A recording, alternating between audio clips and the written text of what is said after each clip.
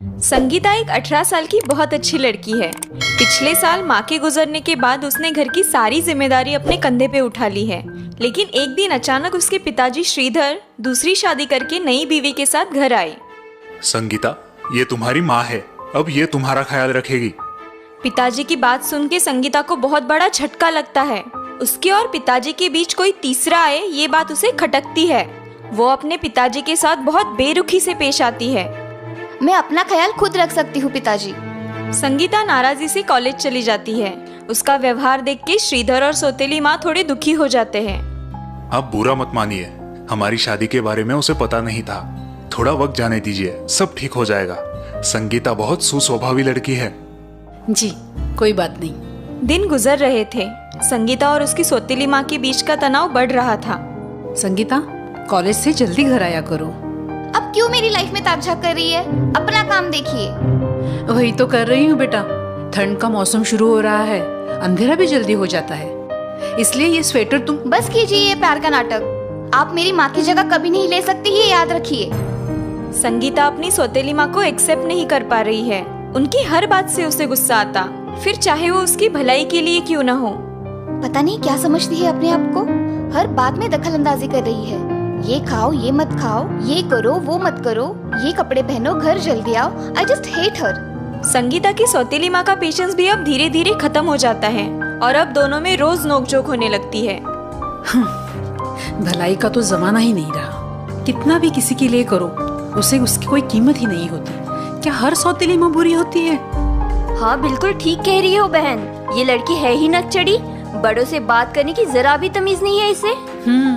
ससुराल जाके हमारी ही नाक काटेगी ना। लेकिन और नहीं तो क्या, तुम भी अब उसके साथ सख्ती से पेश आना। संगीता और उसकी माँ श्रीधर से एक दूसरे की शिकायत करती रहती है। श्रीधर के लिए अब एक नई टेंशन हो गई है। उसके लिए दोनों ही समान रूप से इम्पोर्टेंट है।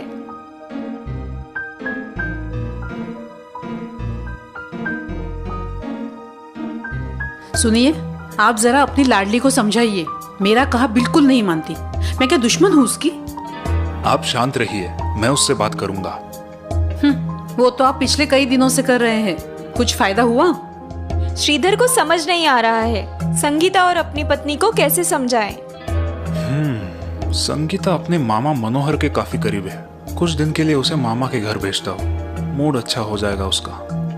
पास ही के गांव में संगीता के मामा मनोहर की दवाई की दुकान है। संगीता अपने मामा मनोहर की बहुत लाडली है। वो श्रीधर की अनुमति से मनोहर के यहाँ 2 दिन रहने आती है। चलो, अच्छा हुआ तुम 2 दिन यहाँ रहने आई। मुझे भी बड़ी याद आ रही थी तुम्हारी। मामा, क्या मैं आपके घर हमेशा के लिए रहने आ सकती हूँ? संगीता का सवाल सुन के मनोहर चकित हो जाता है। क्यों बेटा, कोई परेशानी है? संगीता झिझकते हुए अपनी मन की बात मनोहर को बताती है। जी वो मेरे उस घर में आई नई औरत के साथ बिल्कुल नहीं बनती। I hate her. ऐसा नहीं कहते बेटा, वो तुम्हारी माँ है। नहीं, वो मेरी माँ नहीं हो सकती मामा। अब मैं बड़ी हो गई हूँ, फिर भी मेरी लाइफ में दखल अंदाजी करती है। बस मुझे उससे छुटकारा चाहिए। मनोहर संगीता की बातें सुन के परेशान हो जाता है। मामा, आप केमिस्ट हो ना? हाँ, तो आप मेरी मदद कर सकते हैं। वो कैसे? आप मुझे ऐसी दवा दीजिए जो जहर के जैसा काम करे। मनोहर संगीता की बात सुन के चौंक जाता है। उससे तुम्हारी समस्या कैसे खत्म हो जाएगी? मैं उस नई माँ को वो दवा खिला के मार डालूंगी। मनोहर को संगीता की बात सुन के झटका लगता है और वो सोच में पड़ता है। बात काफी सीरियस हो चुकी है। मनोहर घर की अलमारी से एक दवा की शीशी ले आता है और वो संगीता को देता है। संगीता, ये एकदम जालिम दवा है। बस तुम रोज इसमें से 2 बूंद दवा तुम्हारे माँ के खाने में मिला दो। ये दवा एक साथ क्यों नहीं इस्तेमाल कर सकते मामा? इस दवा से तुम्हारे माँ की तबीयत धीरे धीरे खराब हो जाएगी और लोगों को लगेगा कि वो बीमारी की वजह से, मतलब धीरे धीरे स्वास्थ्य खराब हो जाने की वजह से स्वर्गवासी हो गई, मतलब नेचुरल डेथ। अच्छा, ठीक है। लेकिन और एक जरूरी बात तुम्हें करनी है। वो क्या मामा? इस दरमियान तुम्हें तुम्हारी माँ के साथ एकदम अच्छा व्यवहार रखना होगा, ताकि जब वो मर जाए तुम पर कोई शक ना करे। संगीता मामा की बात से राजी होती है और 2 दिन बाद अपने घर लौट आती है। संगीता, तुम्हारे लिए खीर बनाई है, खाना है तो खा लो। ओह, थैंक यू माँ, जरूर बढ़िया बनी होगी। संगीता का बदला व्यवहार देख उसकी माँ और पापा खुश हो जाते हैं। चलो बढ़िया है, लगता है मनोहर मामा ने संगीता को अच्छी समझ दी है। संगीता ने अब रोज उसकी माँ के खाने में उस दवाई की 2 बूंदे डालना शुरू किया और उनके साथ बड़े प्यार से पेश आने लगी। उसके अच्छे बर्ताव की वजह से उसकी माँ भी उससे प्रेम पूर्वक पेश आने लगी और इस प्रकार कुछ ही दिनों में दोनों का व्यवहार एक दूसरे के प्रति बदल गया। माँ, समोसे खाने का बड़ा मन कर रहा है। हाँ हाँ ठीक है, मैं कल ही बना देती हूँ। बस जरा ये हाथ का दर्द थोड़ा कम हो जाए, पता नहीं अचानक क्या हो गया है। ओह, आपने मुझे बताया क्यों नहीं माँ? लाइए, मैं आपके हाथ को मालिश कर देती हूँ। माँ के हाथ को मालिश करते समय संगीता सोच में पड़ जाती है। हे भगवान, ये कहीं मेरी उस दवा की वजह से तो नहीं हो रहा? अगले ही दिन संगीता की माँ बुखार से बीमार पड़ जाती है और संगीता मन ही मन डर जाती है। वो तुरंत अपने मामा के घर पहुँचती है। अरे संगीता बेटा, तुम कब आई? मामा, क्या आपके पास उस जहर वाली दवा का असर नष्ट करने वाली कोई एंटीडोट दवा है? क्यों, क्या हुआ? मामा, मेरी माँ दरअसल बहुत अच्छी है। मैंने ही खामखा उनके बारे में घृणा पाली थी। ओह, लेकिन तुम्हें तो उनसे छुटकारा चाहिए था ना? नहीं, मैं गलत थी। मुझे वो अच्छी लगती है, मैं उन्हें खोना नहीं चाहती। लेकिन अब उस जहर का असर दिख रहा है, वो बीमार पड़ रही है।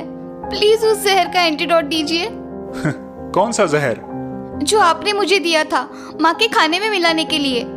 संगीता की बात सुन के मनोहर हंस पड़ते हैं और संगीता चकरा जाती है। संगीता, मैंने तुम्हें जो दवा दी थी वो कोई जहर वहर नहीं थी, शक्कर की चाशनी थी। मनोहर की बात सुन के संगीता चकित और रिलैक्स हो जाती है। क्या? Oh thank God. लेकिन आपने ऐसा क्यों किया मामा? देखो बेटा, हर इंसान एक दूसरे से अलग होता है, क्योंकि हर कोई अलग अलग परिस्थितियों से गुजरता है। लेकिन हमें एक दूसरे को समझने की दिल से कोशिश करनी चाहिए, तभी अच्छे रिश्ते बन सकते हैं। संगीता मनोहर की बात ध्यान से सुन रही है।